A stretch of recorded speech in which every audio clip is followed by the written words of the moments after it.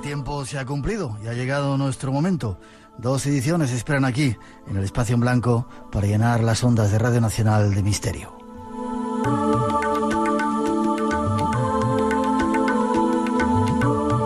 Y hoy nos vamos de viaje hacia el universo a buscar inteligencias extraterrestres, y lo haremos de la mano de 2 expertos, y será tan solo uno de nuestros muchos temas.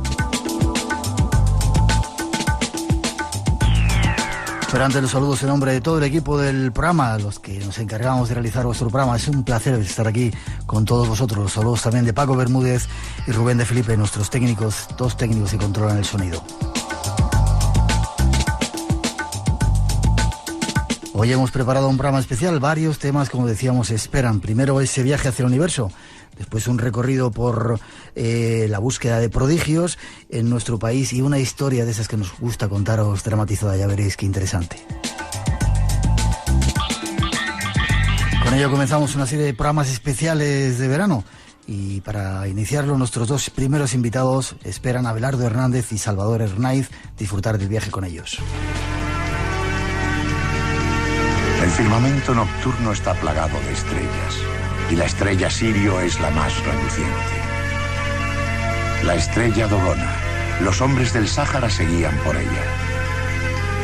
Al igual que el río, no deja de asombrarme. Supongo que a todo el mundo le pasa lo mismo.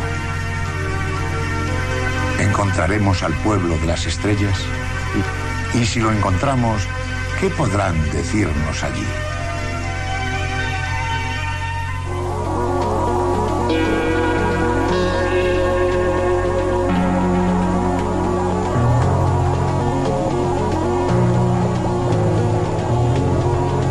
Tiempos ancestrales, el ser humano ha perdido su mirada en la inmensidad de la cúpula celeste, deseando atisbar alguna señal procedente de algún rincón del universo.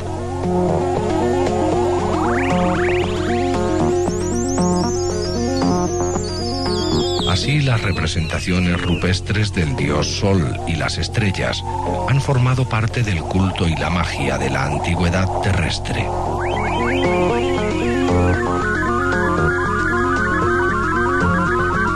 Verdaderos videntes como el genial Julio Verne traspasaron las fronteras de ese mundo e imaginaron otros planetas habitados y el modo de llegar a ellos. La posibilidad estaba abierta y cada vez se encuentra más cerca. Veamos qué opinan nuestros invitados.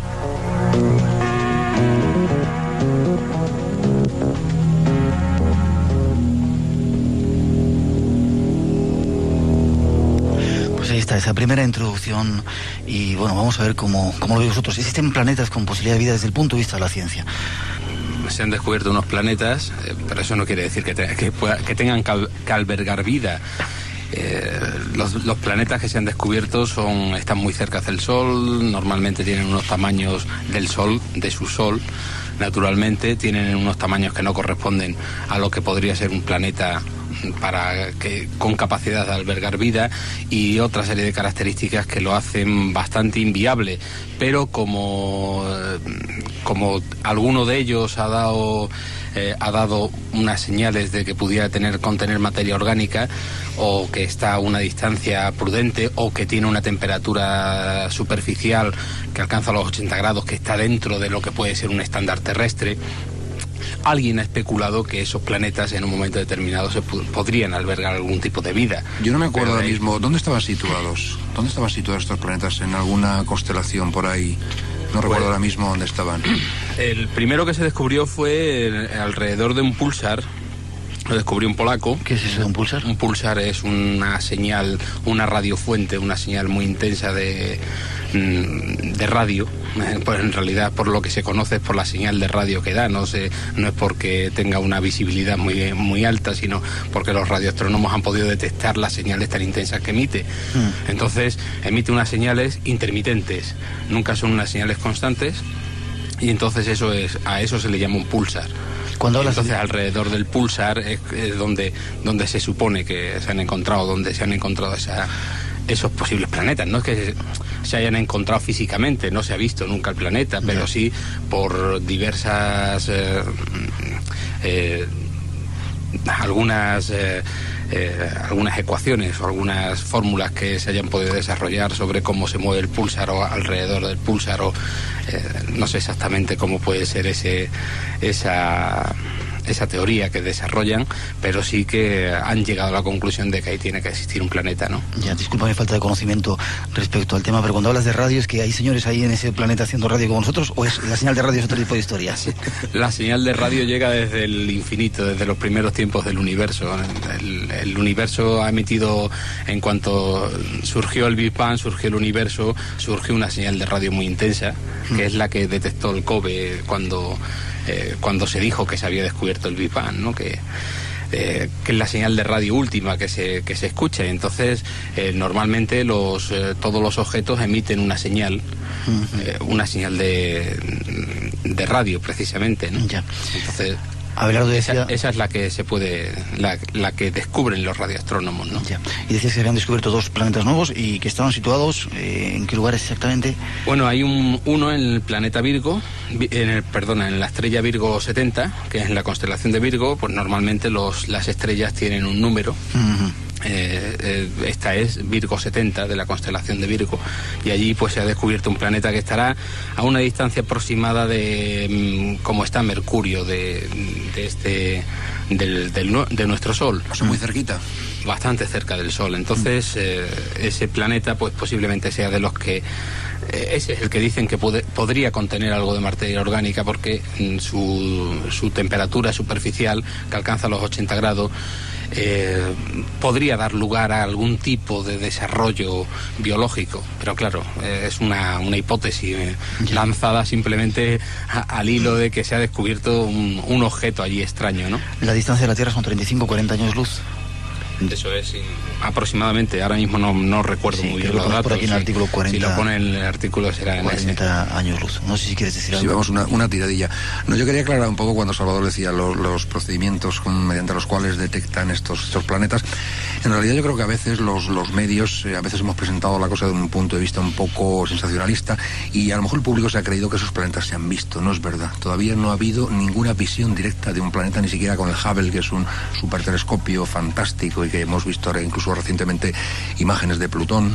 Bueno, pues hasta una cosa tan diminuta como Plutón es apenas visible, pero desde luego un planeta en torno a cualquier otra estrella, ya las estrellas se ven con dificultad, un planeta sería absolutamente invisible. Lo que sí han hecho los científicos, porque yo hace poco estuve entrevistando a varios astrónomos del Astrofísico de Canarias, tienen 2 procedimientos básicos. Uno que es el más antiguo, y es cuestión de que ellos ven moverse a una estrella, unas leves perturbaciones gravitatorias, y entonces saben que alguna masa grande está en sus cercanías.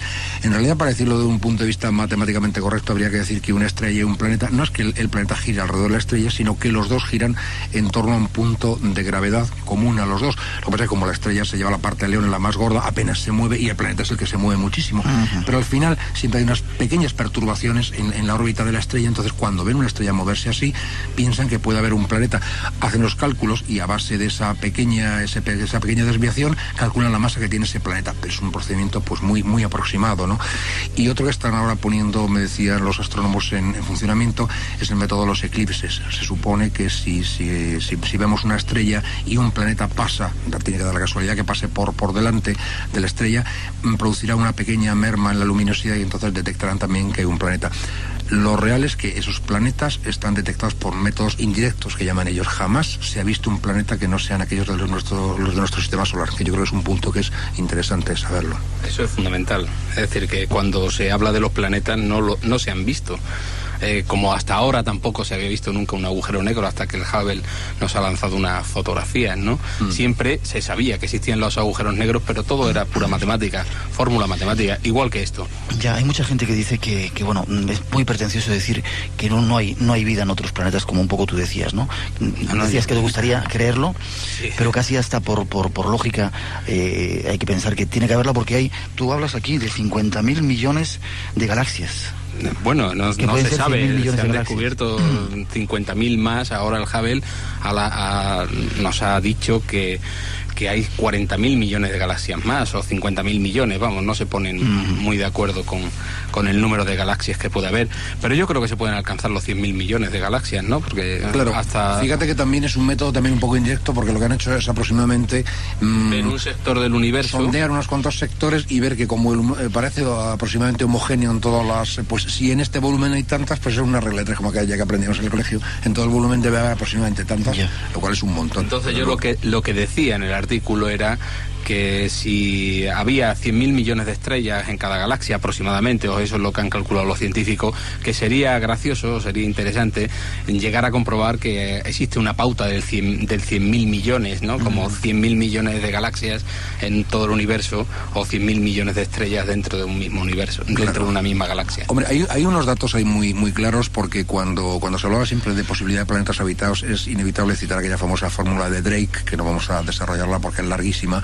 pero tenía que tener en cuenta pues el número de estrellas que podían tener planetas, el número de planetas que podría haber a la distancia necesaria de su respectivo Sol, como decía Salvador, porque claro, si están mucho más cerca se quema y si no pues estaría mucho más frío, que tenga la masa necesaria, porque si es un planeta muy gordo, no deja escapar ni siquiera los gases, pues como pasa con Júpiter, ¿no? El nitrógeno, el amoníaco, gases que en realidad son venenosos o que impiden la vida, y si es demasiado ligero como nuestra Luna, pues entonces no puede tener atmósfera porque se escapan todos los gases y no tiene atracción gravitatoria. ¿Cuántos planetas de esos hay? De esos, ¿cuántos podría haber surgido la vida? Tendría condiciones como para que hubiera vida, es decir, que hubiera agua, que hubiera una temperatura adecuada, etcétera, agua, y dentro de esos, pues, de ¿cuántos había vida? ¿Cuántos podía haber habido vida inteligente? Que esa es otra, porque surja la inteligencia, y dentro de la inteligencia que hubieran creado una civilización, y dentro de la civilización que hubieran creado algo parecido a nuestras ondas de radio y tal. Son muchas condiciones. Entonces, la conclusión siempre de los científicos es que dicen, puede oscilar de 0 a 1.000 millones, es decir, que puede o no haber ninguno o haber 100.000 millones. Pero hay una cosa muy interesante, que es desde un punto de vista, un planteamiento como muy teórico, y no sé si contarlo rápidamente. No, perdóname, de 0 a... una apreciación, de 1. Bueno, de 1, claro, tienes toda la razón. Tienes toda la razón del mundo. Además, eso me recuerda que habían dicho que una broma que gastaban últimamente entre astrofísicos, digo últimamente, hacía bastante ya, con Galileo. Sabes que entre todas sus órbitas había pasado una de ellas, por una especie de efecto de bola de billar, una de ellas había pasado cerca de la Tierra, y decían los astrofísicos en broma que se había detectado vida inteligente en un planeta, y efectivamente, claro, era el nuestro, era nuestra Tierra. Pero hay un punto de vista muy interesante que es puramente teórico, y es los elementos químicos, por lo que se ha demostrado a través de los radiotelescopios, los espectros que emiten las estrellas, pues parece que los elementos químicos son los mismos en todo el sistema solar y en todo el universo.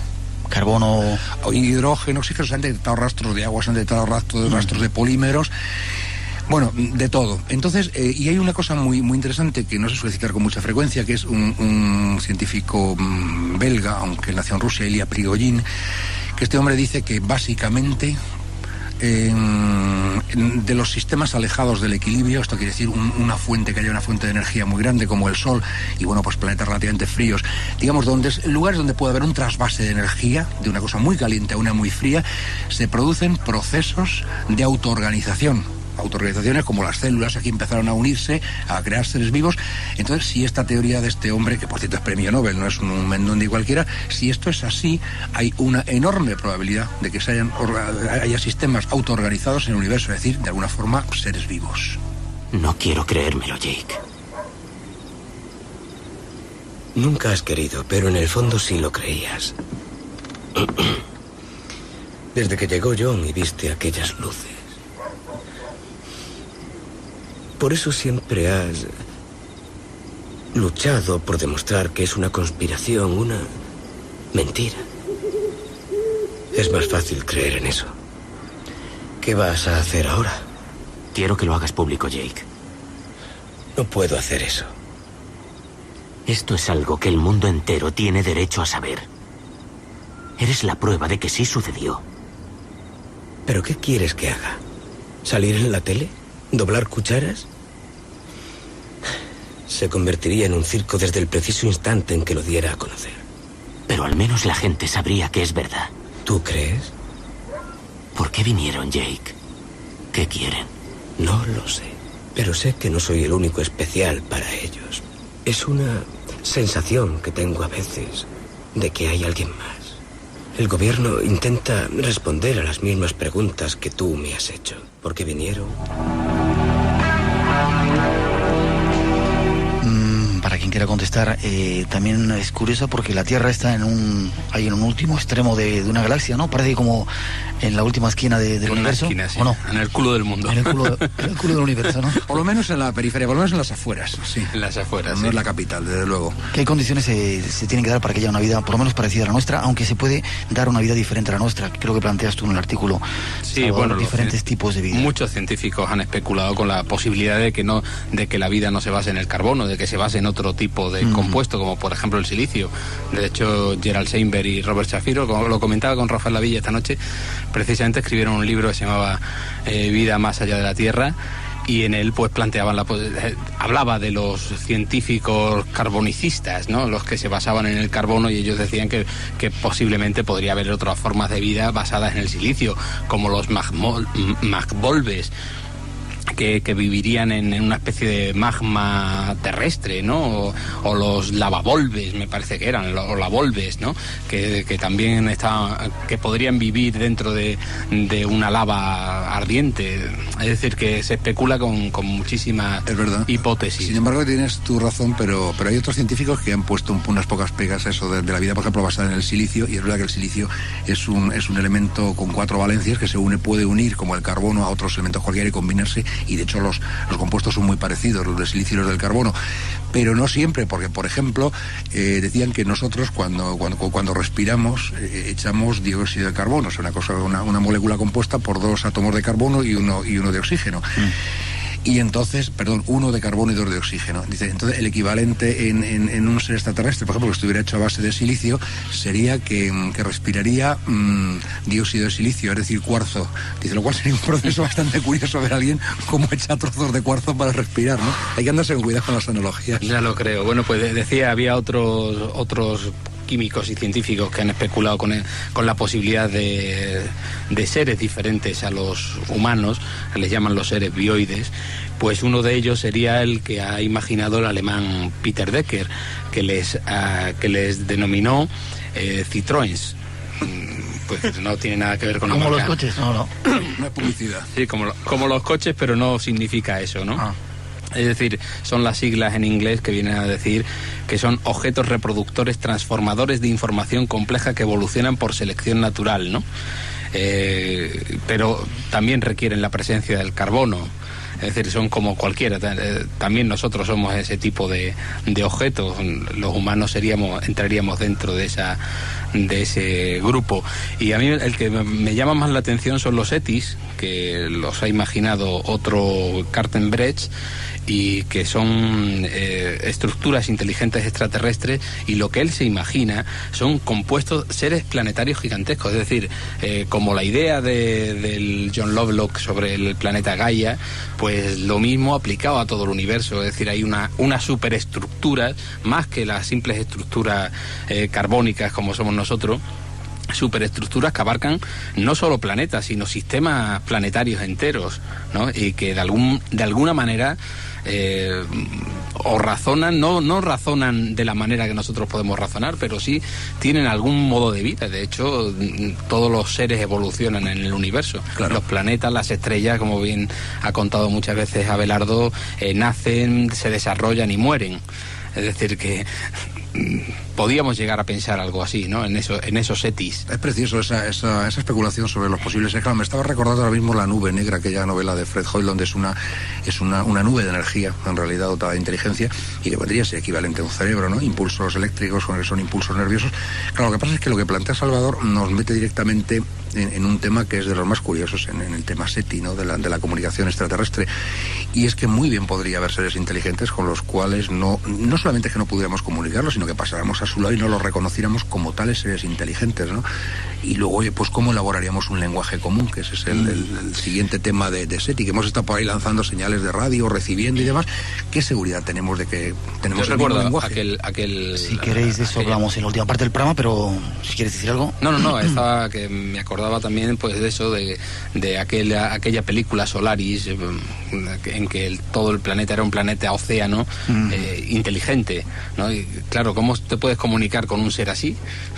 De todas maneras, a mí me recuerda mucho el famoso químico Ponamperuna, que tú sabes que se le cita siempre con el tema extraterrestre, que el hecho que encuentra tales similitudes en todo el universo de la materia inorgánica y orgánica, cómo se organiza, que yo no recuerdo exactamente la frase para citarla, pero vamos, de memoria, vendría a ser algo así como que no se extrañaría nada si algún día una expedición terrestre desciende en un lejano planeta y se encuentra alguien como de aproximadamente 2 metros de estatura, con una visión binocular y con unos miembros en los cuales se apoya, unos equivalentes a nuestras piernas y una especie de brazos, de manos, que levantara y dijera: hola, ¿cómo estáis? No me extrañaría nada, ¿no? Como queriendo poner un poco pues la similitud que hay entre todo el universo, que lo que nos viene a decir es que este proceso que ha sucedido aquí no es un milagro ni es una excepción, sino que podría haber ocurrido en millones de otros lugares del universo. Si me permitís, hacemos un poco de ciencia ficción. En este programa hablamos mucho de supuestas pruebas que han dejado seres extraterrestres en el planeta. Ahí hablaban de los dogones. Los dogones son esa tribu africana perdida. Miramos todos a Rafael para que conteste él. Hablaban de la estrella Sirio A, Sirio B, incluso de la estrella Sirio C.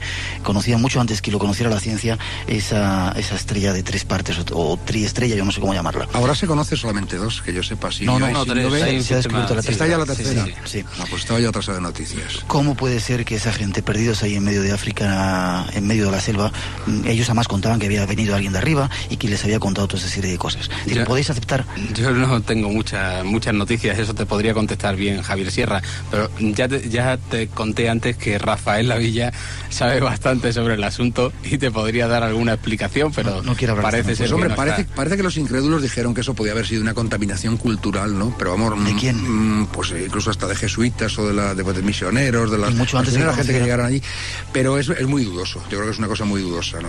Y sobre todo pues una estrella doble, que no es fácil, porque Sirio efectivamente es una estrella muy brillante y es visible a simple vista, pero la otra no. Yo lo que no me puedo imaginar, perdóname, Abelardo, es que hayan venido extraterrestres a contarles a los dogones que existe una estrella en Sirio que tenga 3... Pues sería que tenían muy buena vista, entonces los dogones, ¿no? Que tenían una vista extraordinaria.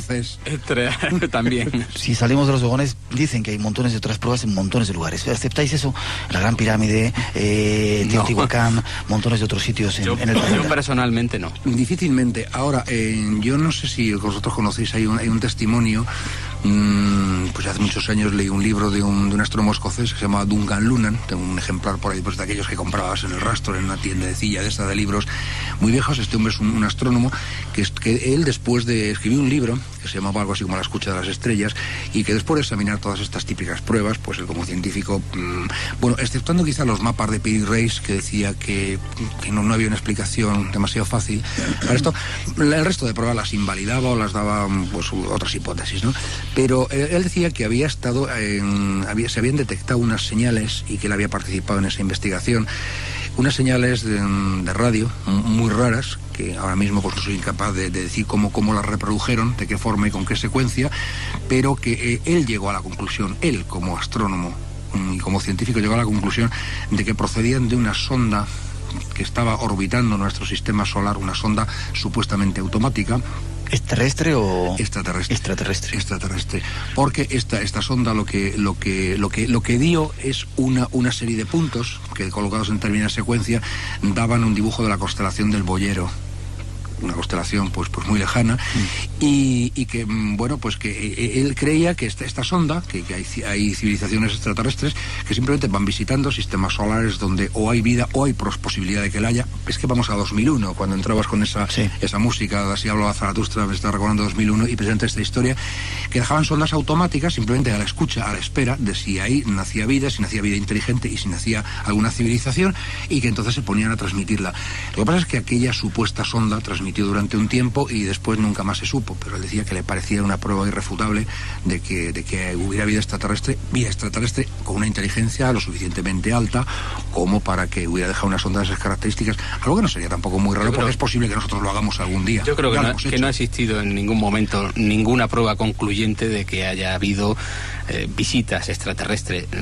Vamos, no lo creo, tampoco puedo demostrar que no, pero desde luego personalmente creo que todas esas son hipótesis basadas en lo que yo te decía al principio, que a mí me gustaría creer, pero eso llevado a un extremo se puede convertir en una creencia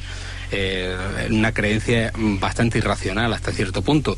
Lo que contaba Abelardo ahora de las señales de la sonda, desde que empezó los programas de escucha se han recogido en bastantes ocasiones. Es decir, Polarovich, que es uno de los científicos que llevan el proyecto META en la Universidad de Harvard, que ya sabes, el proyecto META, del que luego a lo mejor hablamos.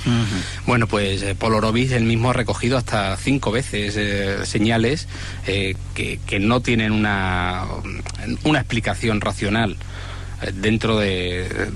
Es decir, o no tienen una explicación como si fueran señales normales. Tiene que haber una supuesta inteligencia. No tienen explicación, pero como no se ha repetido, como ese suceso no ha vuelto a repetirse en ningún momento, no se puede establecer que esa señal provenga de unos seres extraterrestres. Es decir, nunca lo pueden asegurar, pero claro... Decir, bueno, yo que sí creo que existan, incluso pero no tenemos ninguna prueba. Parece que pidieron alguna aclaración a las autoridades militares porque sospechaban que podía ser un satélite espía, que como saben muy bien, a veces ni siquiera la NASA lo registra, esos lanzamientos y demás, y las fuerzas militares callaron discretamente. O sea, no dijeron que sí, pero tampoco dijeron. Hace solo unos días venía precisamente en el país un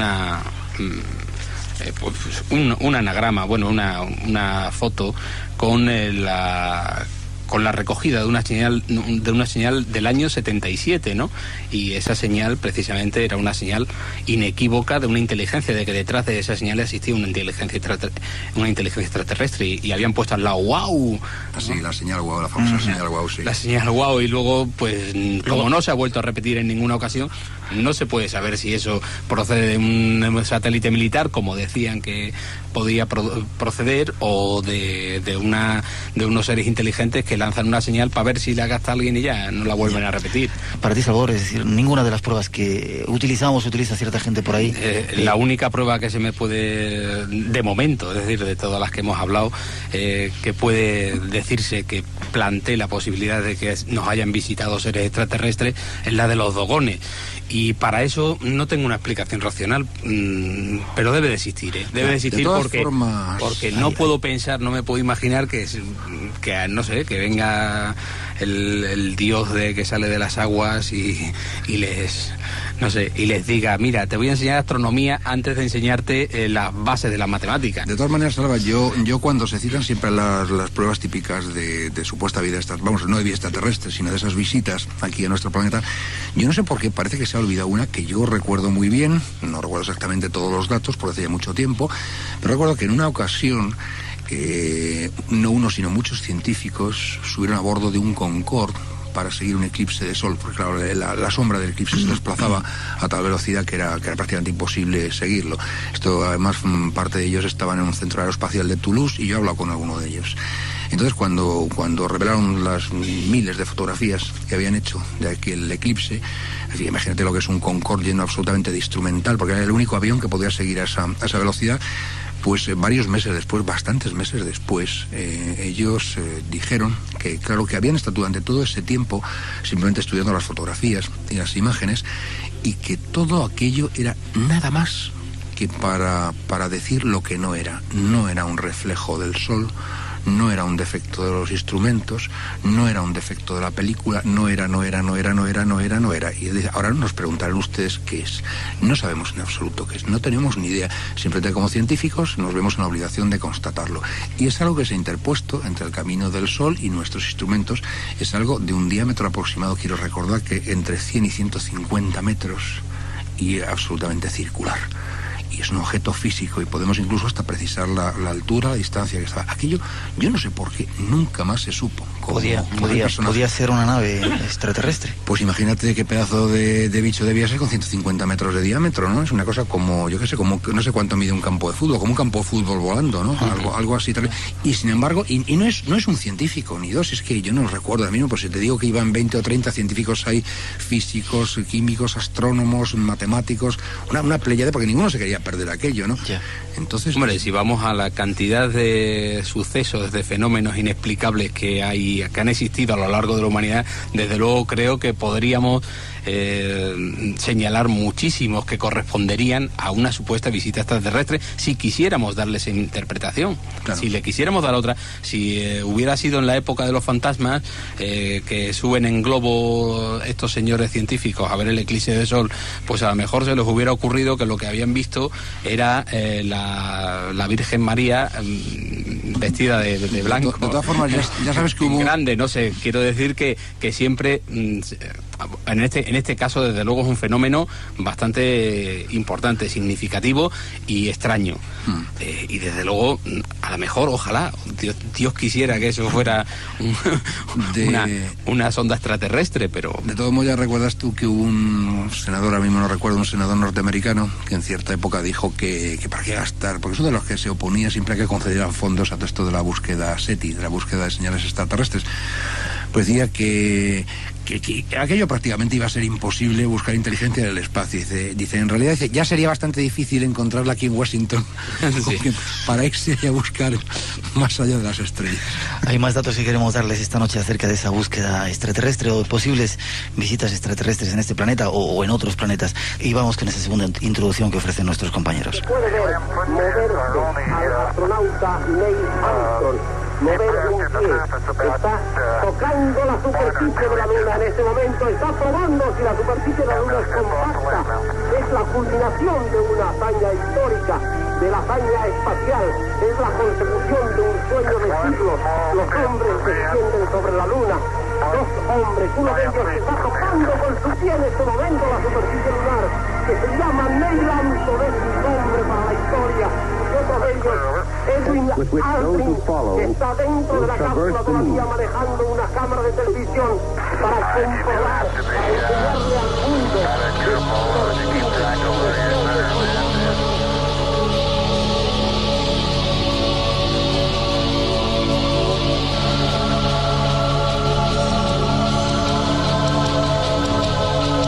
En los años 50 se inicia la carrera espacial, la competición interestelar por llegar más alto.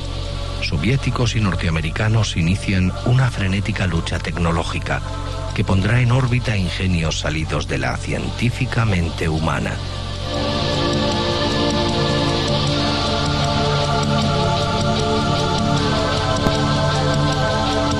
El culmen llegará cuando en el año 1969 3 ciudadanos terrestres pisen por primera vez el arenoso suelo lunar. Será el mayor paso dado por la humanidad.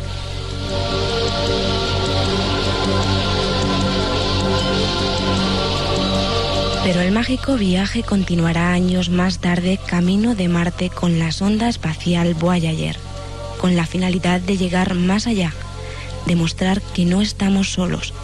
Un viaje que continuamos junto a nuestros invitados.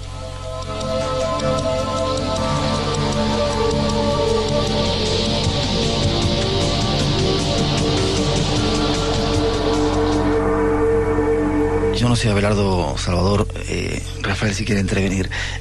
¿Cómo vivisteis vosotros ese verano del 69 cuando los americanos ponían por primera vez los pies en la Luna, con ese fragmento que nos ofrecía nuestro compañero de ese hito en la historia de la humanidad? Pues hombre, yo te voy a decir cómo lo viví. Estaba veraneando en un pueblecito de la sierra y cuando llegaban a la Luna, que lo transmitieron en directo, pues era, no recuerdo qué hora española, pero eran horas... No era muy tarde, no era muy, yo lo recuerdo perfectamente. Yo me acuerdo que era de madrugada. Yo creo que sí, quiero recordar que sí. Estaba levantado. Yo sé que mi hijo era muy pequeñito y me lo llevé allí, el único televisor que había entonces era en un bar que, bueno, pues estaba abierto a verano y tal, y la gente estaba jugando a las cartas hasta las tantas y tal. Yo me llevé a mi hijo, pues no digo que era un niño de pecho, pero casi, ¿no? No sé, por aquella cosa tonta, una cosa que dice mi hijo, que quiero que sea testigo de la historia y lo vea aunque sea con sus ojitos de bebé, que eso tiene su importancia. Y por el camino, pues me tropecé con un vecino y me veía con el niño a esas horas, claro, se imaginaba que me iba al médico o algo así, pero el niño le pasaría algo. ¿Dónde vas? Y tal.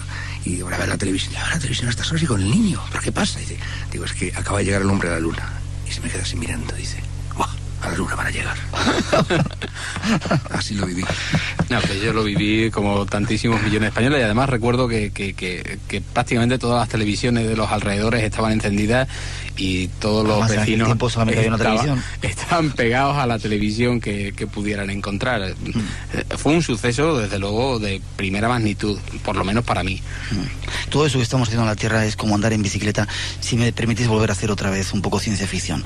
Hay posibilidades de viajar de otra forma y salvar esas distancias increíbles de años luz, yo no sé, entrando por agujeros negros, curvando el espacio, naves electromagnéticas. ¿Hay algún sistema que la ciencia pueda...? Teóricamente sí. Hay muchos sistemas, se Sí. especula muchísimo. Es decir, que supuestos seres extraterrestres pueden estar llegando a la Tierra, si aceptamos un poco esa ciencia ficción, con algún tipo de naves diferentes a la que nosotros estamos planteando. Hombre, sí, pero desde luego no con ninguna de las tecnologías actuales, ni siquiera de las que se han propuesto, porque yo recuerdo, por ejemplo, que Freeman Dyson pues hizo una especie de, que no recuerdo ahora mismo el proyecto, pero una cosa bastante burra, porque era como una especie de nave con una pantalla gigantesca y la propulsión consistía en explosiones nucleares.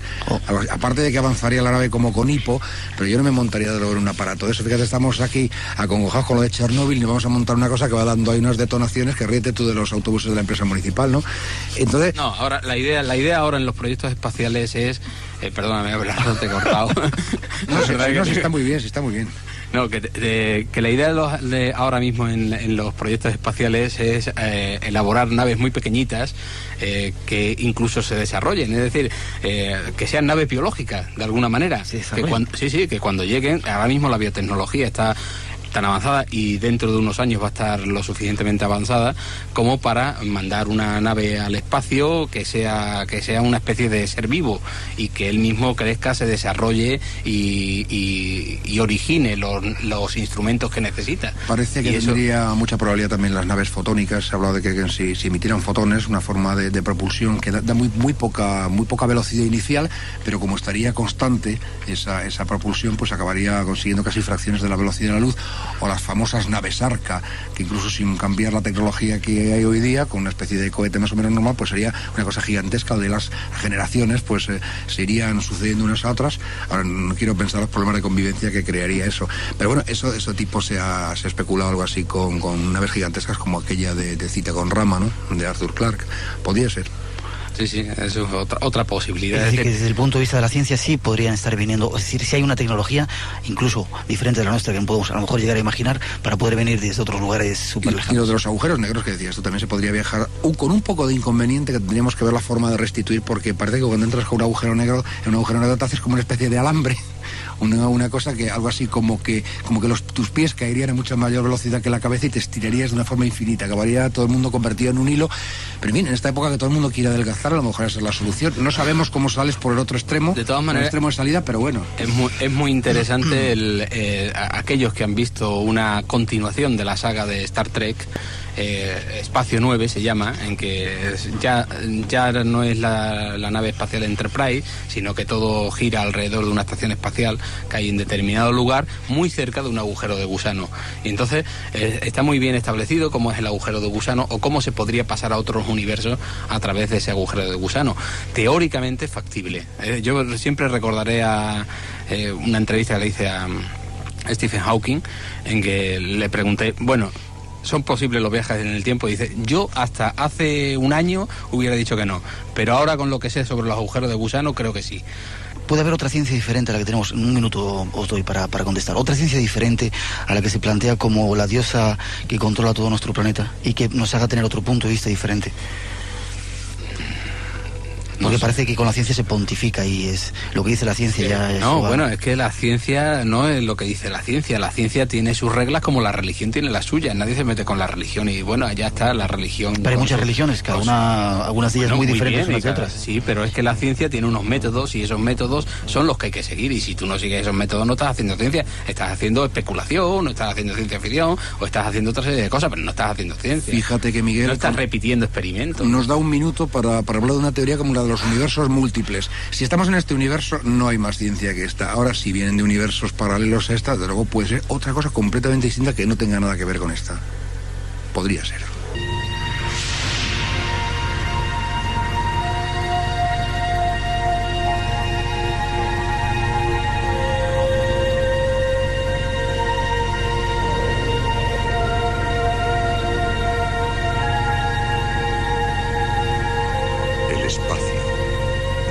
última frontera. Estos son los viajes de la nave estelar Enterprise, que continúa su misión de exploración de mundos desconocidos. Descubrimiento de nuevas vidas y nuevas civilizaciones, hasta alcanzar lugares donde nadie ha podido llegar.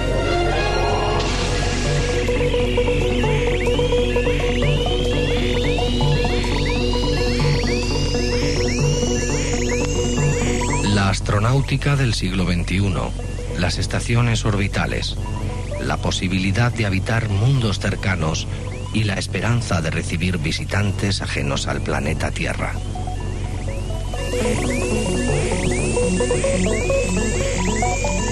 Antiguos sueños que a estas alturas se están transformando en una realidad cada vez más rotunda, pues el segundo gran paso ya se ha dado y pronto veremos cuáles son los resultados.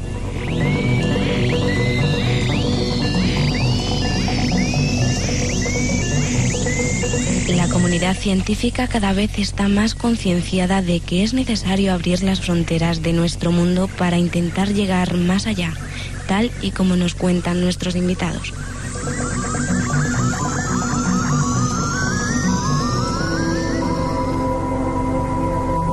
Vamos a ver en unos momentos si la comunidad científica realmente piensa eso, pero antes Quique de La Coruña nos dice que sí es cierto que la NASA va a desclasificar las grabaciones censuradas sobre la misión Apolo.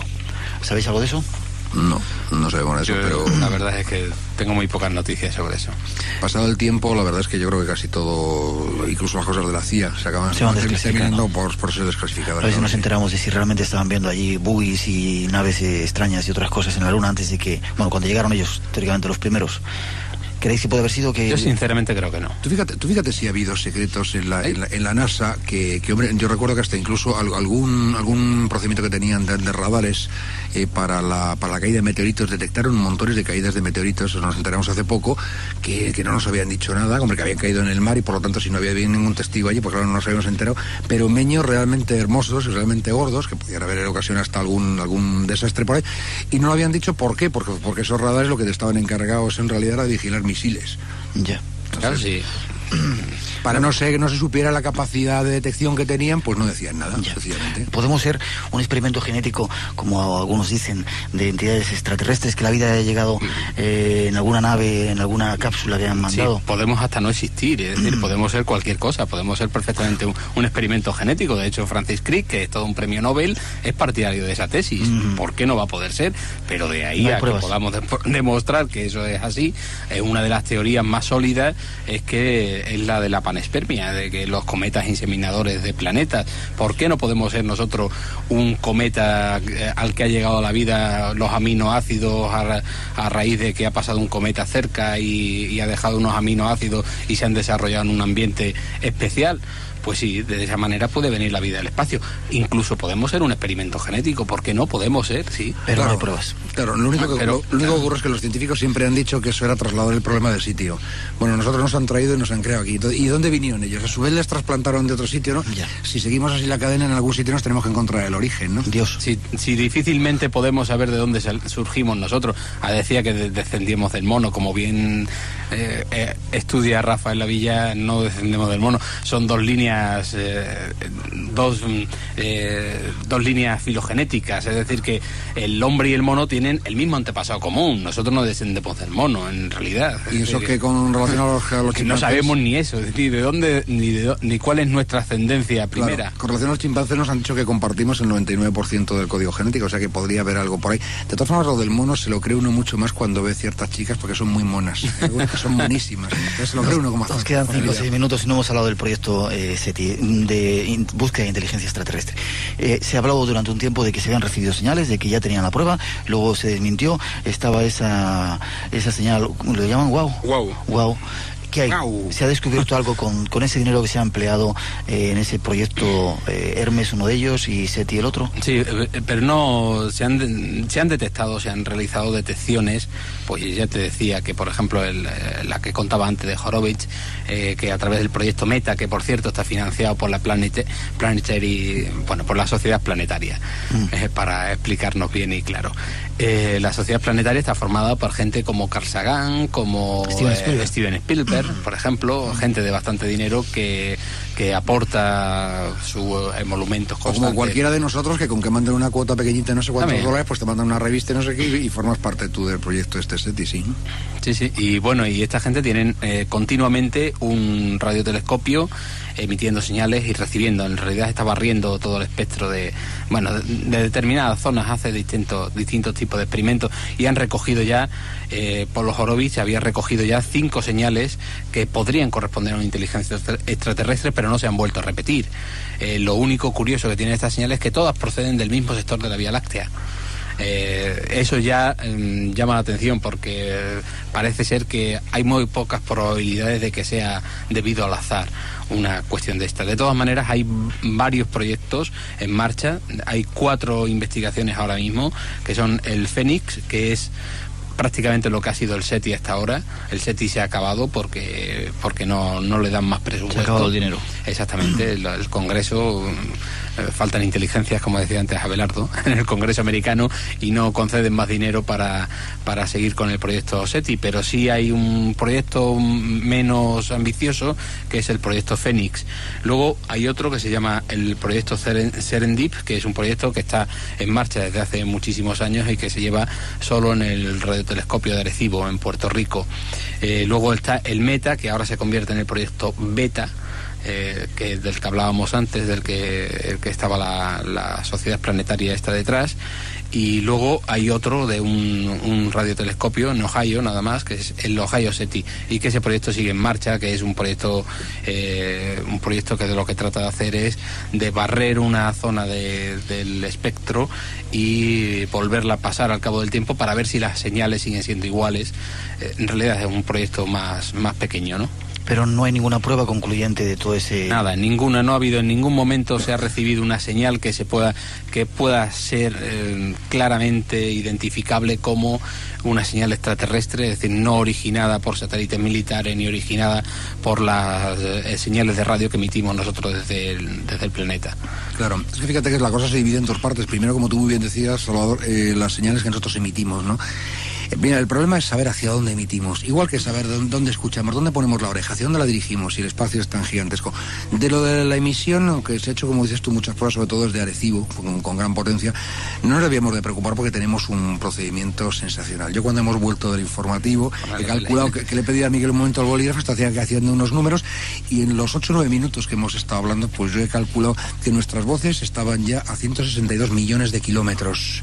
Es decir, que tenemos una esfera, desde que empezó la radio y posteriormente la televisión, pero vamos, la radio fue la pionera y que rompamos una lanza por ella, pues tenemos una gigantesca esfera de ondas que se está propagando. La noosfera. Esto es, a esta velocidad, y fíjate, nosotros en 9 minutos, 162 millones de kilómetros, pues ¿dónde estarán ya las primeras transmisiones? Es decir, que si hay alguien por ahí, seguro que nos está escuchando.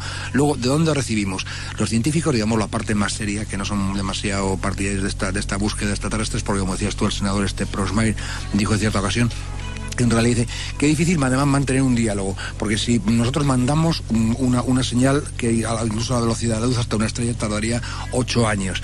Y luego imaginemos que los extraterrestres tienen un congreso como el nuestro y entre que reúnen fondos y vuelven a transmitir otros 8 años, entonces dices hola, y dentro de 16 años te dicen hola, ¿cómo estás? Qué diálogo más raro. Entonces la recepción, los científicos, digamos ahora, el núcleo duro de la astronomía, lo que está es dirigiendo la búsqueda hacia qué tipo de soles, lo que hablábamos muy al principio, qué tipo de soles pueden tener planetas. Ya hay varias estrellas donde se están viendo nubes de polvo alrededor que parece que serían sistemas solares en formación, y en otros parece que ese proceso podría estar más adelantado. Entonces yo creo que cuando estos astrónomos vayan abriendo el camino, ahora mismo en estos días o dentro de muy poco va a haber un congreso aquí presente en España de astronomía infrarroja, que este es sumamente importante porque claro, como no se ven los planetas, no emiten luz, seguramente sería por el calor que emiten, igual que el nuestro, pues de ahí pueden sacarse algunos buenos resultados. Entonces yo creo que la búsqueda de señales SETI, ya cuando digamos, allí hay una cierta probabilidad de que haya vida, no a lo loco, de hecho, vamos a ir enfocando hacia allá.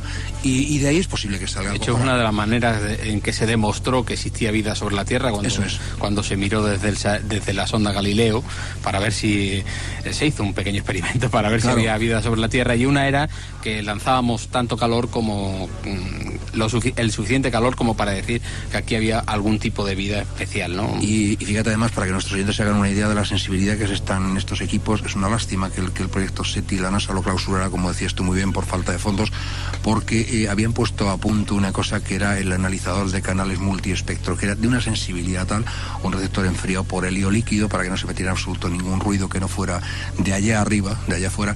Hicieron una prueba, yo recuerdo hace unos años, con el Voyager, las astronaves Pioneer y Voyager, pues son las primeras que lanzó el ser humano, entonces ya están bastante más allá de nuestro sistema solar, que por cierto informaban que no había ningún planeta X porque no habían detectado ninguna perturbación gravitatoria, pero allí lo lejos que estaban, para haceros una idea, Miguel, están transmitiendo, el transmisor de aquellas astronaves tiene una potencia aproximadamente como una bombilla de 25 vatios, que es casi como una vela. Bueno, pues con estos receptores de la Tierra se oía perfectamente. Con ese tipo de receptores y antenas de una enorme ganancia están dirigidas hacia las estrellas. Seguro que si hay alguien emitiendo y cotorreando tanto como estamos haciendo nosotros, seguro que lo vamos a oír. Eso seguro.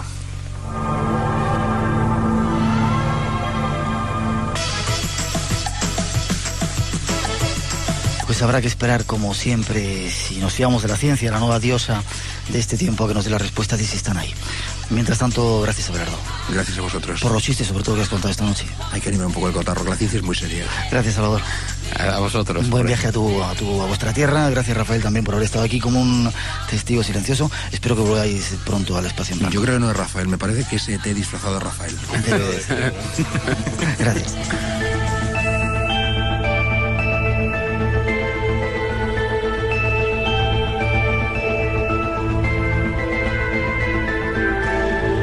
Una mínima pausa para las noticias de las 3, las 2 en las Islas Canarias, y regresamos en breve. Pasan algunos minutos de las 3, las 2 en las Islas Canarias, y después de la actualidad, después del informativo, aquí seguimos. Esta es la segunda hora de este espacio en blanco especial, en estos programas especiales que estamos haciendo de verano. Mañana uno más, con un equipo de lujo de actores y técnicos, entre lo que destacan Alex Angulo, Juan Ribó, Lourdes Guerras y otros muchos compañeros. Vendrá la historia de ese príncipe de las tinieblas, Drácula. Ya veréis, disfrutar de él es una gran manera de pasar el verano, disfrutando de las dramatizaciones aquí en Radio Nacional. En esta segunda hora nuevos invitados nos esperan. Uno de ellos nos va a llevar a la búsqueda de prodigios. Tras esa introducción que ofrecen nuestros compañeros, nos vamos con él a contaros historias de vírgenes y otros asuntos.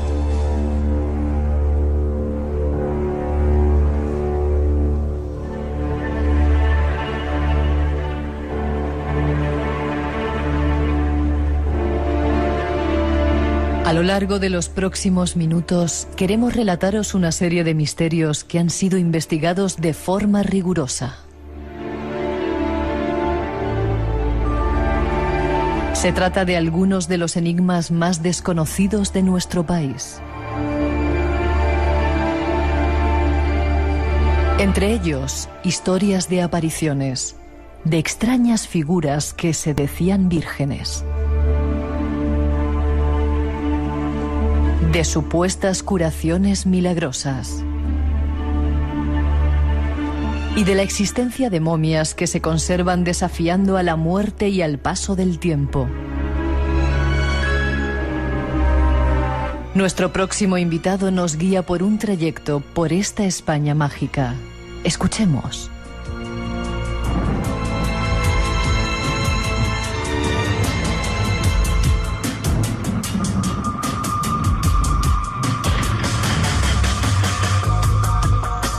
Y vámonos con más misterios de España. Nos llega un detective del insólito, José Luis Tajada. Buenas noches, José Luis. Hola, buenas noches. Técnico en electrónica y analista informático, tengo aquí yo entre los datos.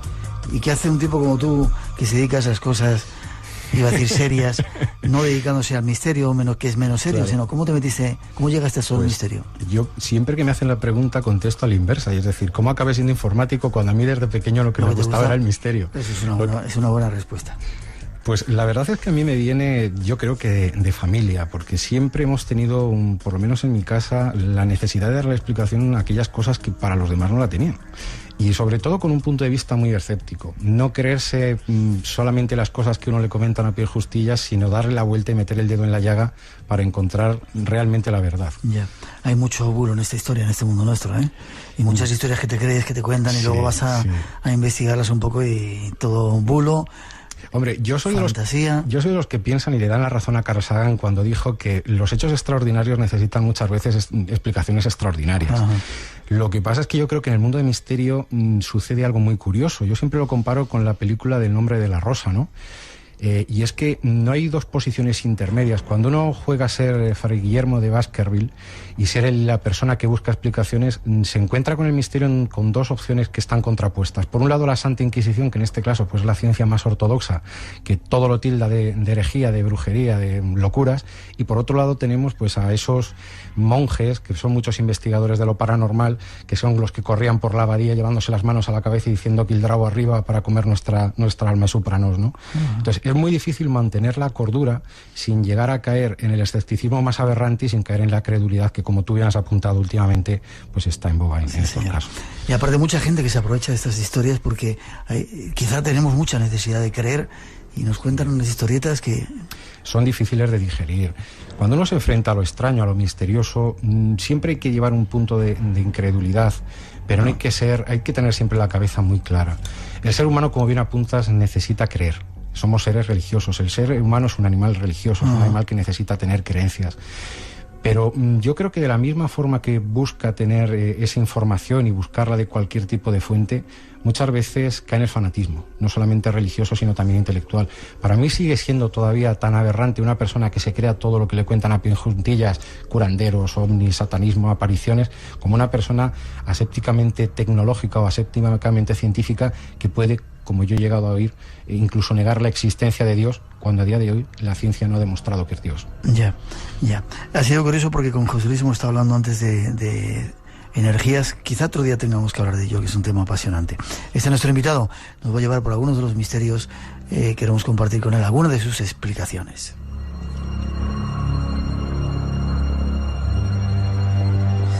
Además somos vecinos. ¿Sabes la zona por donde vives, cómo la llamamos Enrique Vicente y yo? No. Avalon. Sí, es una zona, no vamos a descubrirla, está allí al norte de Madrid.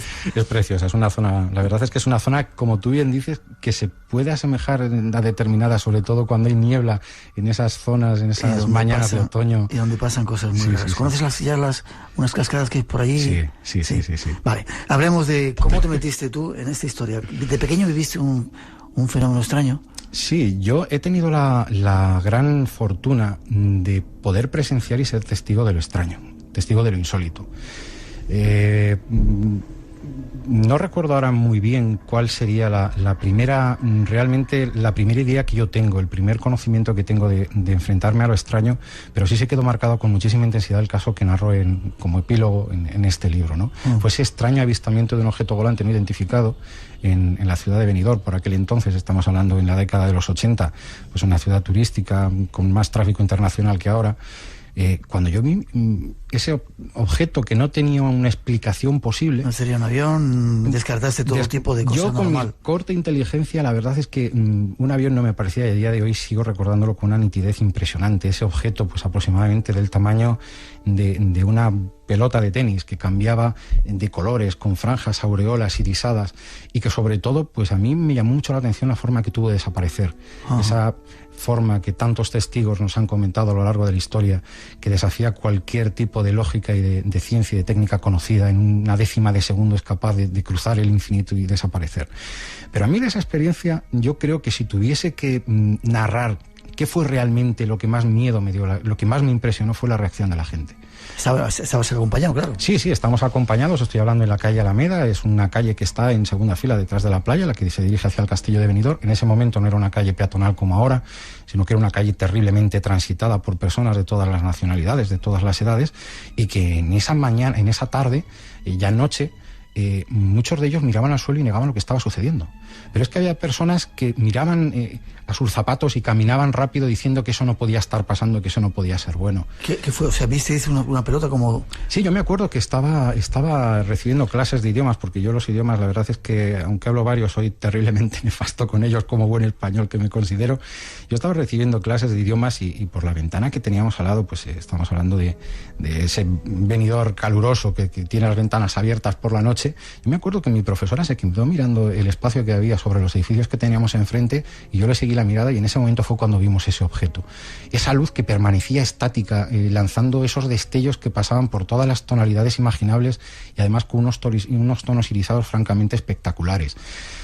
Claro, cuando uno ve esto, pues en una ciudad como Benidorm se puede imaginar mil cosas, que puede ser una forma de publicidad, que puede ser un momento, un globo, un foco, y eso pues nos ayudó, nos obligó de alguna forma a bajar hasta la calle y verlo durante mucho tiempo. Estamos hablando que estuvo, pues yo calculo que casi 45 minutos sobre la línea del horizonte, la línea de los edificios.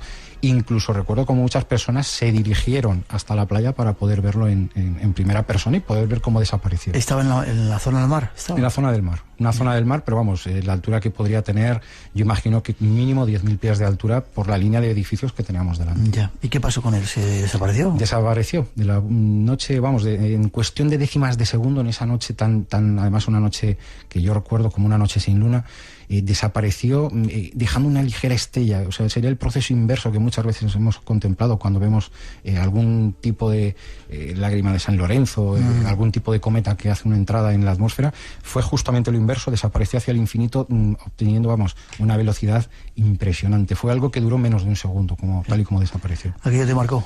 Me marcó muchísimo porque me di cuenta de que realmente no todo lo que hemos leído, todo lo que nos han explicado, y yo soy una persona que desde que tengo uso de razón me ha encantado y he sido un fiel seguidor de la carrera del hombre en el espacio, a mí eso me sonaba extraño porque era algo que yo no había leído. Y sobre todo me dio mucho miedo, vuelvo a repetir, la reacción que tuvo la gente que había a mi alrededor. ¿De querer negarlo? De querer negar una evidencia. O sea, eso me había una puerta trasera, una nueva forma de plantearme la necesidad de buscar respuesta a determinadas preguntas.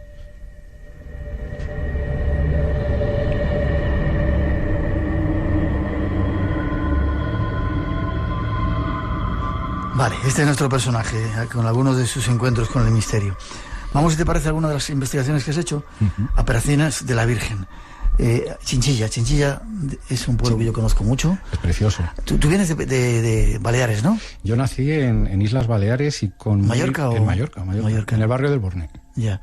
¿Te viniste a Castilla-La Mancha? Estuve viviendo mi familia durante muchísimos años en Benidorm, la zona de Benidorm Alicante, y después regresamos con la familia materna en este caso. Lo que pasa es que mi familia por parte de madre somos italianos, por parte de padre somos navarros, pero al final después de la guerra civil pues confluyeron en aquella parte de Castilla-La Mancha y bueno, pues después en la adolescencia fue donde regresé a la zona de Castilla-La Mancha. Bien, ahí hay un pueblo, Chinchilla, Monte Aragón. Muy próximo a Albacete, a escasos 15 kilómetros. Una especie de montañita allí con un castillo, es un pueblo torre pueblo medieval precioso. Muy especial. ¿Qué pasa allí? Hay una virgen y hay un extraño misterio, fenómeno. Chinchilla es una tierra de misterios y de fenómenos. De hecho, no olvidemos que Chinchilla de Monte Aragón en su día fue capital de provincia.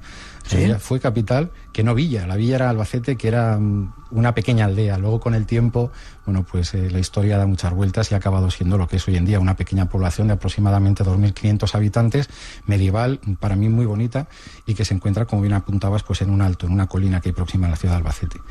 Y allí fue donde sucedió, si mal no recuerdo, noviembre del año 2000, un suceso que cuando llegó a nuestros oídos, cuando llegó a mis oídos, me planteó una serie de dudas y la necesidad imperiosa de tenerlo entre mis manos.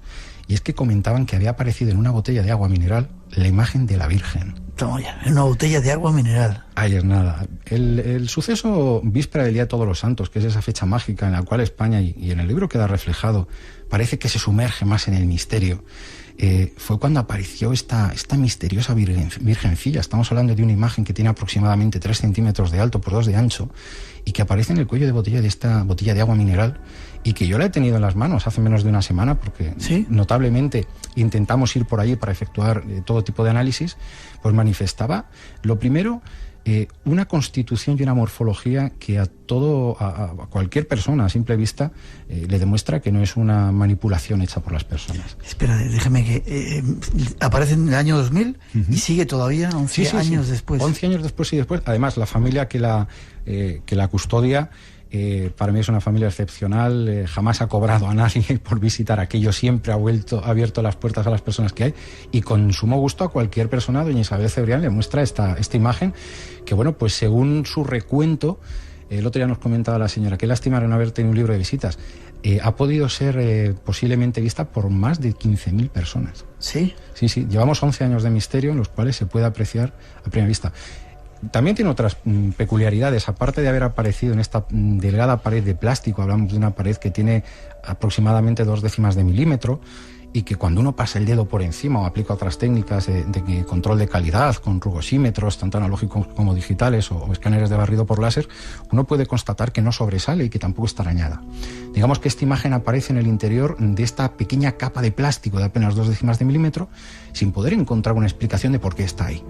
Nosotros en el año 2000, cuando la tuvimos la primera vez en la mano, lo primero que hicimos fue intentar descautar el fraude. Evidentemente estamos hablando de un proceso que a día de hoy solamente se podría hacer con técnicas muy avanzadas de láser, y que aún así, consultando empresas que se dedican a este tipo de holografía a través de láser de media potencia, nos decían que era imposible haber obtenido esa precisión y esa resolución en un fragmento tan pequeño y tan delgado. Discúlpeme, otra pregunta más. ¿Es una botella de litro y medio como tenemos aquí, o de medio? De 330, un tercio de litro. Son las pequeñitas. Es una botellita muy pequeña. Sí. Lo segundo que hicimos fue, aparte de realizar análisis in situ, fue intentar determinar si podría ser un proceso de degradación en el proceso de construcción de la botella, de fabricación. Y estuvimos, hablando y presenciando cómo la fábrica envasadora, con los controles de calidad que tiene, pues desecha cualquier tipo de anomalía que se presente en estas botellas, pues a través de procesos muy complejos electroópticos.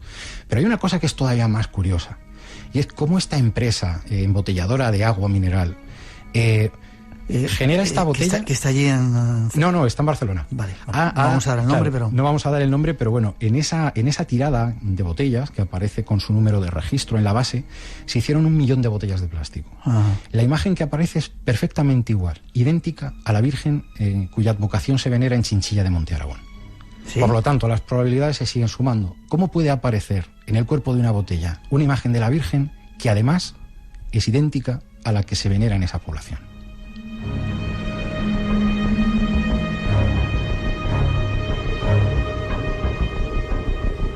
Ahí comienza el misterio, ¿no? Sí, además hay otra cosa que es terriblemente espectacular y curiosa, y es que ya lo constatamos en el año 2000, y periódicamente estamos haciendo pruebas, la última la semana pasada, a través de cámaras termográficas con una precisión de aproximadamente 1/100ª de grado. Hemos podido constatar que la imagen de la Virgen, no el cuerpo de la botella ni la pared de la botella, la imagen de la Virgen puede tener una temperatura muchísimo más elevada que la temperatura ambiente. Para que nuestros oyentes se hagan una idea, la última vez que nosotros estuvimos con una radiación luminosa normal, en un entorno normal, en una vivienda normal, cuya calefacción estaba a 20 grados de temperatura, el ambiente eran 20 grados, llegamos a medir hasta 54 grados de temperatura sobre el cuerpo de esta Virgen. ¿Sí? Sí. Estamos hablando, como en todas las investigaciones que intentamos hacer, lo que vamos es lo que tú comentabas al principio, ir un poco más allá, no solamente quedarnos con el hecho de que aparece una Virgen en una botella. O en sitios, que suena muy cómico, además. Que suena muy cómico, igual que la que se menciona en el libro, que aparece en un bar de copas, ¿no? Sí. Lo que se intenta siempre es darle un paso más científico. Intentar, lo primero, invitar a las personas que lo vean. Nadie se tiene que creer lo que yo le digo, aparece una Virgen en una botella. Yo invito a las personas que vayan, que además no van a tener ningún problema en poder presenciarlo. Pero además aportar pruebas y datos científicos que cualquier persona que vaya por ahí pueda constatar.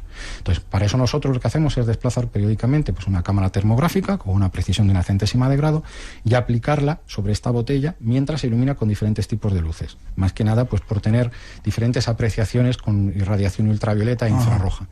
Lo que nosotros hemos notado que cuando se aplica una luz fría, una luz ultravioleta, la temperatura se eleva altísimamente, solamente en la imagen de esta Virgen. Mientras que el contorno, el exterior de la botella, a pocos milímetros de donde aparece la imagen de la Virgen, la temperatura es temperatura ambiente. para mí no tiene una explicación. Yo no puedo decir que la Virgen se aparezca en una botella, ni puedo decir que eso sea obra del más allá. Yo lo único que puedo explicar es que existe un hecho curioso, constatable, y que además cualquier persona puede visitar. ¿La figura es visible a plena vista o hay que echarle un poquito de imaginación? La imagen es completamente visible a simple vista. De hecho, para las personas que nos estén escuchando, si quieren verla, hay una fotografía, una termografía de las que se hicieron en el año 2010 en la página www.misteriosdeespaña.com, donde se puede apreciar esta imagen en color, y la imagen es completamente visible a simple vista. ¿Chiquitita? Aproximadamente unos 3 centímetros de altura. Ya. ¿Y que está en una casa particular? Está en una casa particular. ¿Puedes decir el nombre de la persona que lo Sí, doña Isabel Cebrián. Sí. Es una persona encantadora, es una mujer pues que... ¿Creyente? Sí, muy creyente, muy creyente. Por allí también han pasado infinidad de sacerdotes. Nos comentaba... Te iba a preguntar, ¿qué dice la Iglesia? Primero, ¿cómo surgió la imagen? ¿Cómo surgió la imagen? La historia que nos cuenta doña Isabel es una historia como las que rodean muchas veces estos misterios, absolutamente normal, absolutamente natural. Ya nos comenta que venía de una población de Jaén, de la cual es hijo su marido, y que en el viaje, pues ellos, como colación para el viaje, pues prepararon una serie de alimentos y estas bebidas, ¿no? Ellos dicen que en principio no constataron en ningún momento que hubiese nada raro. Y durante el viaje fue cuando fueron testigos de esta imagen que ellos ya vieron formada. Entonces, la explicación que pueda tener, nosotros por eso inmediatamente lo primero que hicimos fue dirigirnos a la envasadora. De hecho, la señora nos comentaba que su primera reacción cuando la tuvo en la mano es decir, fíjate qué publicidad o qué campaña están haciendo más sacrílega, entre comillas, esta empresa embotelladora de agua que está incluyendo una virgen, y además es la Virgen de nuestro pueblo. Entonces ya a través de ese viaje, según iban pasando los kilómetros y se iban acercando a la ciudad de Albacete, empezaron a atar cabos y dijeron, bueno, esto parece que no es normal. O sea, que esta empresa, que además, mira, fíjate que pone aquí que está embotellada en Barcelona, aparezca una virgen que se parezca a nuestro pueblo, y yo estoy segura de que esto no estaba en el pack de 24 que he comprado. Claro, lo primero que hicieron al llegar fue ir a la despensa de su casa y ver que ninguna otra botella sucedía. Después, muy astutamente, la señora se puso en contacto vía fax con la empresa embotelladora, donde le dijeron que era imposible, dado los controles de calidad, que eso apareciese, y más tarde, pues ya, como suele suceder, el bulo, la noticia fue de puerta en puerta hasta que llegó al conocimiento de las personas que le hemos investigado, y pusimos pues todos nuestros medios, como seguimos poniendo a día de hoy, para que eso pueda tener una explicación. ¿Y la Iglesia qué dice? La Iglesia se ha manifestado de diferentes formas, tanto públicas como privadas. Evidentemente, doña Isabel, que es una persona con una gran cultura y sobre todo con una gran inquietud y acervo religioso, lo que hizo fue ponerlo en conocimiento del párroco de la población. El párroco de la población, el hombre, lo único que le puedo decir es que un buen cristiano no necesita de nada más que la fe para poder creer. Es la respuesta típica que siempre la Iglesia suele dar.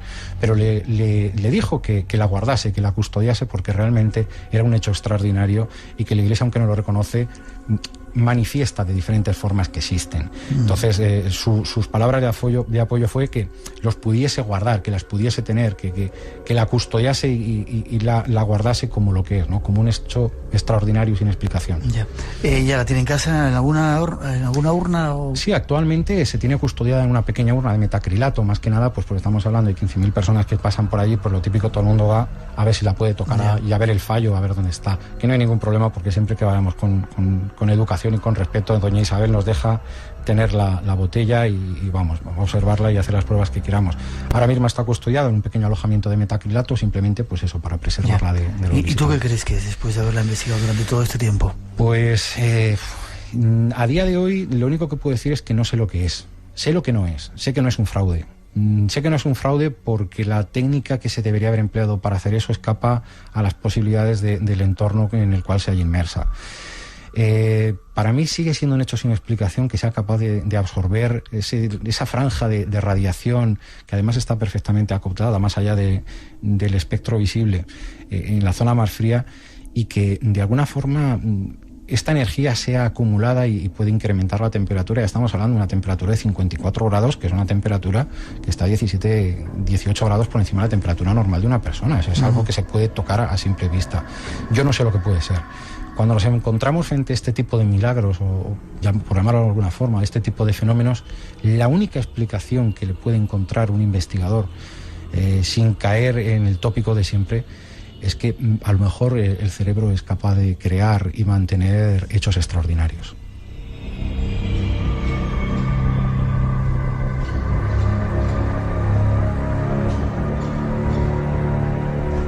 Este es primer caso que os hemos contado, investigado por José Luis Tejada, de una virgen que aparece en Chinchilla de Monte Aragón. Hay otro que me llama mucho la atención, incluso está Milagrosa. ¿Dónde es? En Villarrobledo. Muy cerca también. La Virgen de la Teja, sí, además tierra de excelentes caldos. Es uno de los mejores vinos que yo he probado, está precisamente en Villarrobledo. Villarrobledo es una ciudad que está repleta de misterios. Es una ciudad con una historia muy densa que, por desgracia, bueno, pues hemos perdido porque fue una ciudad que sufrió la guerra civil con una fuerza extraordinaria, ¿no?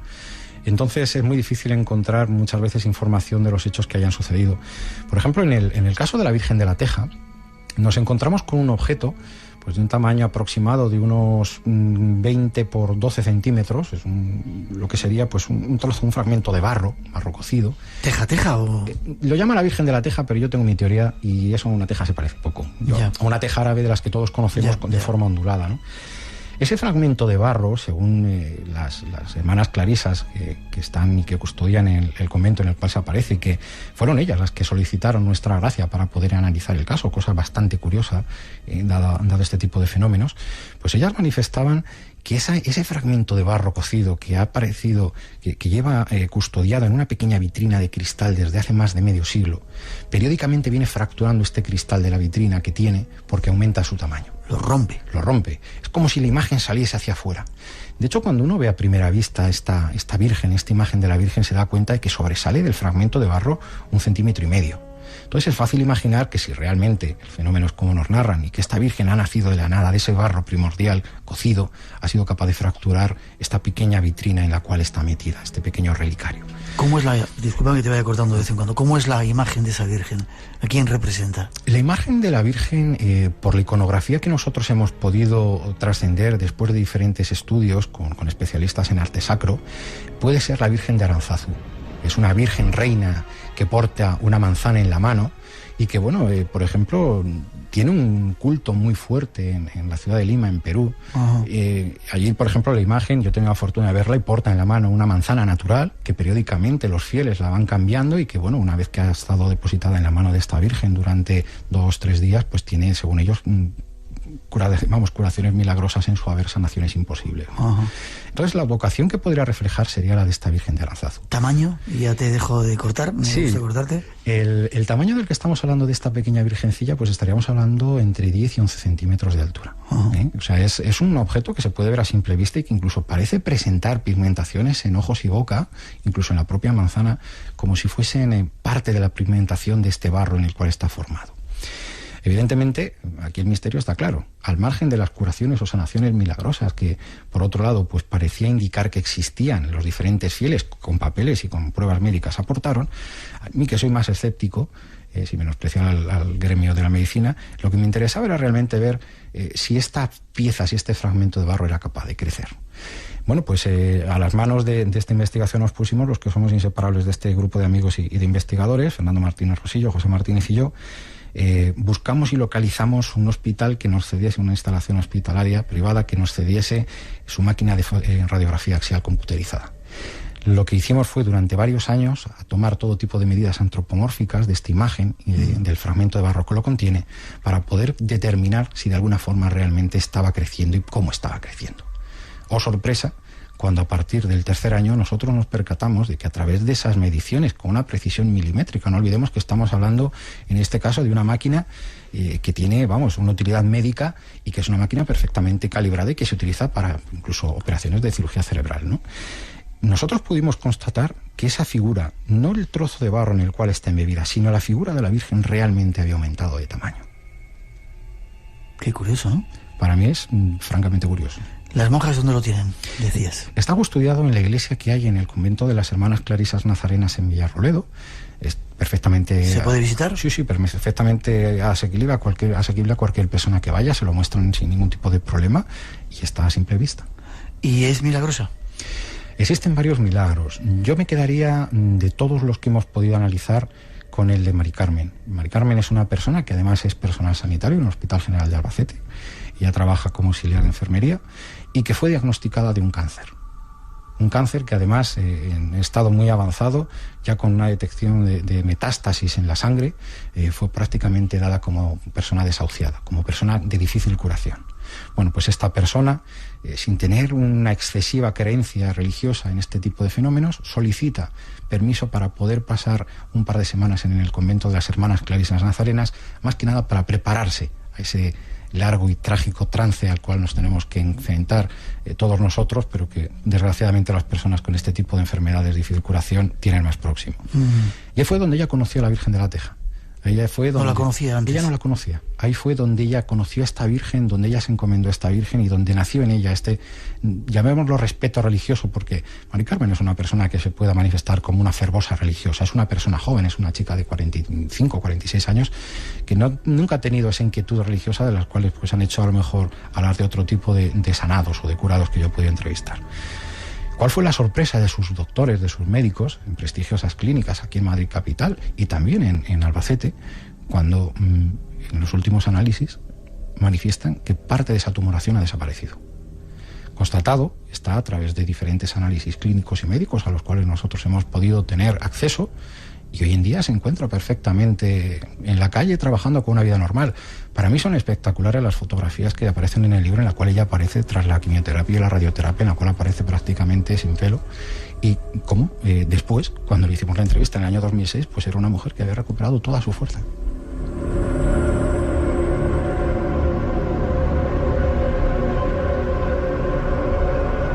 No decimos que sea un milagro y que cualquiera que tenga una enfermedad una enfermedad terminal pueda ir y se cure. La fe hace mucho, ¿verdad?, en toda esta historia.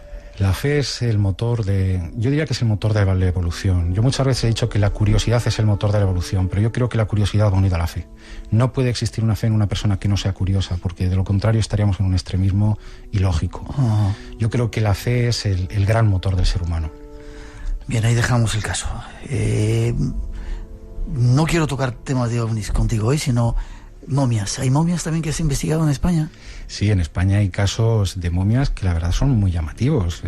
Muchas personas que han leído ya el libro me comentan, bueno, pues me parece el caso más curioso de todos los que hay, siendo un caso que no tenga a lo mejor mucho que ver con lo paranormal. Y es el caso de las momias de Lietor. Yo es que soy una persona que por suerte he viajado bastante por el sur de Italia, soy un enamorado de Italia. ¿Dónde está Lietor? Te iba a preguntar. Lietor está en la sierra de Albacete, entre Albacete y Jaén, la sierra de Alcaraz. Ajá. Es un pueblo muy pequeñito, es un pueblo muy, muy, muy bonito. Y ahí llegó constancia hasta nuestros oídos de que existían momias muy similares a las que se pueden encontrar, por ejemplo, en Sicilia. Y hasta allí nos dirigimos para ver cómo eran esas imágenes, esas personas descarnadas que allí, bajo la pequeña capilla que existe en el convento, el antiguo convento franciscano, pues se puede encontrar una pequeña catacumba, una pequeña cueva a la cual se accede desde detrás del altar a través de una sinuosa escalera, y podemos encontrarnos pues en toda su macabra exposición esos cuerpos descarnados de madres con sus hijos sobre el vientre, de antiguos frailes franciscanos, de personas nobles de la época, unos siglos datados en los siglos XVI, XVII y XVIII, y que en un perfecto estado de conservación, un estado bastante bueno de conservación, pues nos muestran sus ropajes, y esa, incluso en los franciscanos a mí se me quedó grabada esa imagen de verlos con las manos en actitud de oración, como implorando el poder reencarnarse de nuevo, ¿no? ¿Cómo llegan a ese estado? ¿Es un milagro? ¿Es un misterio? ¿Hay cuestiones químicas que lo producen? Como tú bien dices, existen cuestiones químicas, al igual que sucede pues en incontables lugares dentro de la geografía mundial. La unión de varios factores, como la sequedad del ambiente, determinados alcaloides que se encuentran en la zona, ha ayudado a que esos cuerpos permanezcan insepultos y incorruptos, ¿no?, en esas urnas en las cuales están ahí, ¿no? El caso que nos contabas de ese pueblo cerca de Albacete, ¿cómo es? Lietor. En Lietor. Cuéntame, ¿qué encuentras? Las momias, que no son pocos. ¿Hay muchas? Pues podemos encontrar casi una docena de momias. Sobre todo lo que llama mucho la atención son esas que están con sus hijos, ¿no? Las madres que se encuentran con sus hijos descarnados sobre el vientre. Ajá. Y que, bueno, pues la verdad es que a uno le pone los pelos de punta cuando tiene un mínimo de sensibilidad. ¿Se pueden visitar fácilmente? Sí, el párroco, vamos, es un encanto. Don Francisco es una persona que a cualquier visitante del pueblo pues le hace una guía turística y le encuentra momento para poder enseñarle desde la capilla hay una pequeña iglesia, la iglesia de Belén, cuyos frescos, bueno, pues tienen, entre otras curiosidades, que ocupan toda la superficie y todas las paredes. Es una iglesia que no tiene ningún tipo de ornamentación más allá de la propiamente pictórica, además en un estilo muy vanitas, un estilo muy mundano. Y hay una de las cosas que a mí me llamó también mucho la atención en aquella visita, y es que se podía apreciar en la pared del fondo lo que sin lugar a dudas es la carta más temible del tarot, ¿no? La carta de la muerte. ¿Estaba ahí escrita? Ahí está.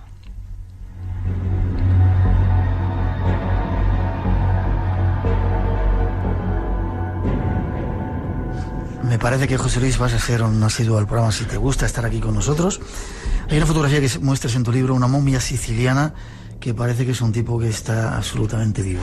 ¿Cuál es este caso? Bueno, pues parece un colega de la mafia que está ahí diciendo... Sí. Este caso, esta fotografía se comenta a colación de uno de los casos, para mí más especiales y más bonitos, porque es un caso en el cual la explicación supera el propio enigma.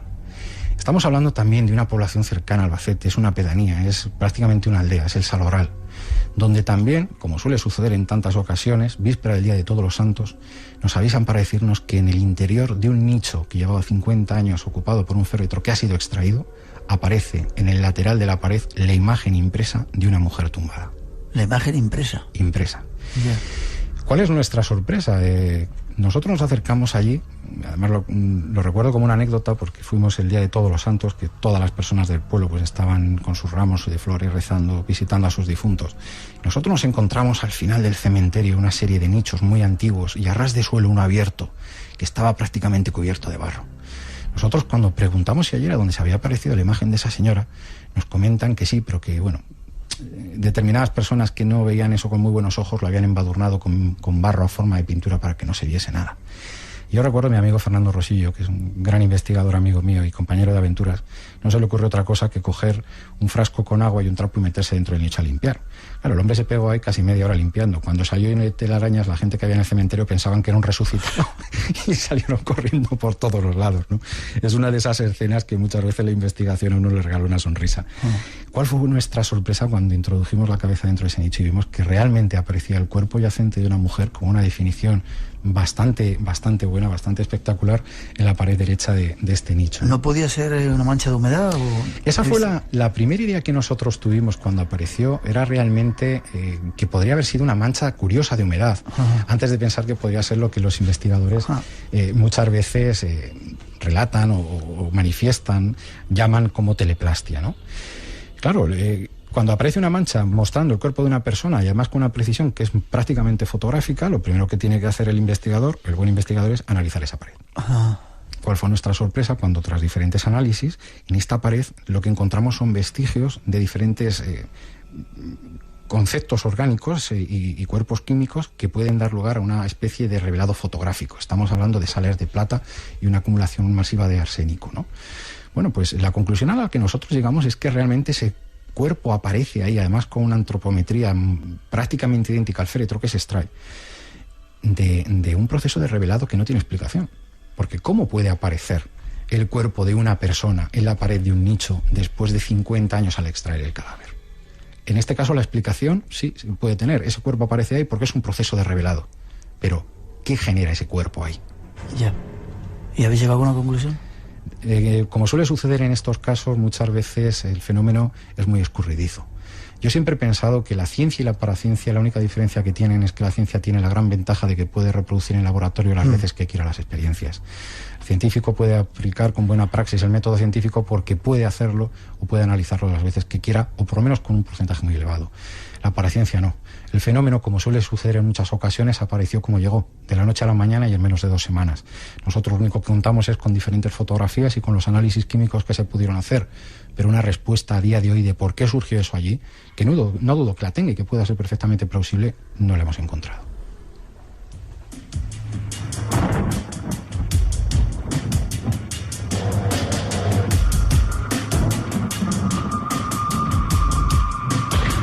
Esta música, José Luis, nos dice que es el momento de marcharnos. Te dejamos que tú vuelvas a Avalon, pero con la promesa de que vas a regresar al programa a seguir contándonos más misterios. Te enseñaba la foto de esa momia que no me has contestado. Sí, es de las que se pueden encontrar en Sicilia, también en el convento franciscano, y además donde se puede apreciar para mí lo que es la momia, la llamada Villa Durmiente de las Momias, que es el cuerpo difunto desde hace más de medio siglo de Rosalía Lombardi, esa niña que murió por petición del padre. Uno de los médicos locales que se llevó a la tumba debido a un infarto fulminante de miocardio logró la técnica de embalsamado a día de hoy más perfecta que parece que la niña está ahí dormida. Yo cuando fui a verla lloré. Reconozco que la emoción me embargó porque es un cuerpo perfecto, o sea, parece que está durmiendo, es impresionante. Hablaremos otro día de ello. ¿Se te puede conectar a algún sitio? ¿Tienes página web? ¿Se te puede buscar? ¿O que te busquen en Google? A mí me pueden buscar joseluistajada@gmail.com para cualquier persona que quiera ponerse en contacto. Y bueno, las imágenes que estamos mencionando, por si alguna persona siente curiosidad, en www.misteriosdeespaña.com. Pues un placer, José Luis. Espero volver a verte en el programa. Ha sido un placer y una sorpresa el estar contigo. Mi mayor deseo, volver con vosotros. Gracias. A vosotros.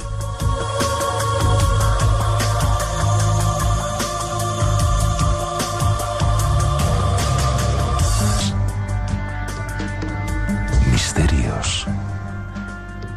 Imaginación. Espacio en blanco en Radio Nacional. Una segunda que vamos a dedicar casi en exclusiva a una historia dramatizada por nuestros compañeros, con Alex Angulo, Juan Ribó, Lourdes Guerras, entre otros muchos actores y muchos compañeros técnicos, que ya veréis qué delicia. El protagonista, el príncipe de las tinieblas, Drácula. No os lo perdáis, que va a ser una buena ocasión para disfrutar de la radio. Y ahora, mucho más modestamente, también una dramatización. Hace algún tiempo nosotros nos dedicábamos a hacerlas con algunas historias que llamábamos historias de imaginación y terror.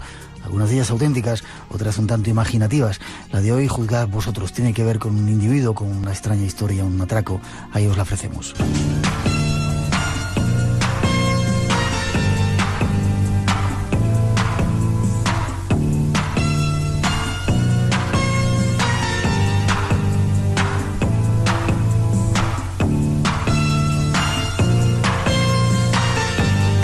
Todo comenzó la tarde del 1 de mayo de 1987.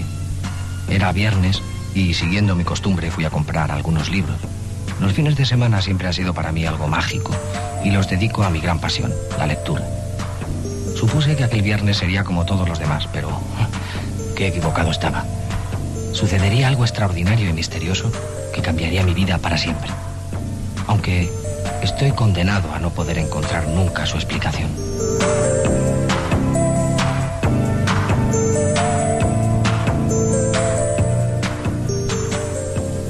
Me dirigí al establecimiento donde habitualmente hago mis compras cuando fui víctima de un atraco.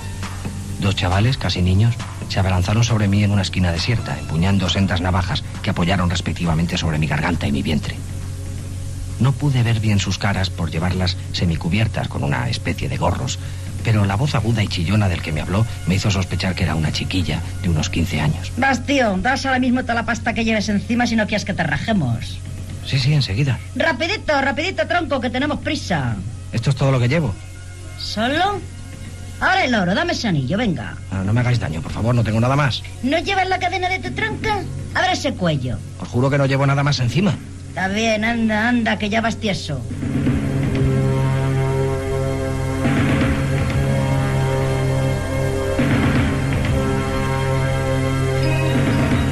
Se marcharon corriendo, perdiéndose enseguida por entre la encrucijada de calles. Yo quedé desolado y abatido, como si hubiera tenido que librar una durísima batalla. Volví a casa y me encerré en mi habitación.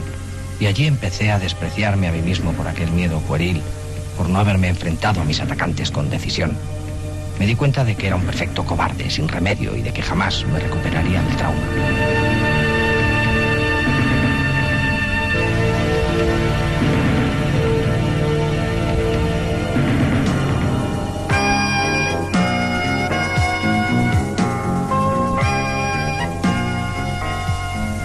Aquel largo fin de semana se me hizo interminable.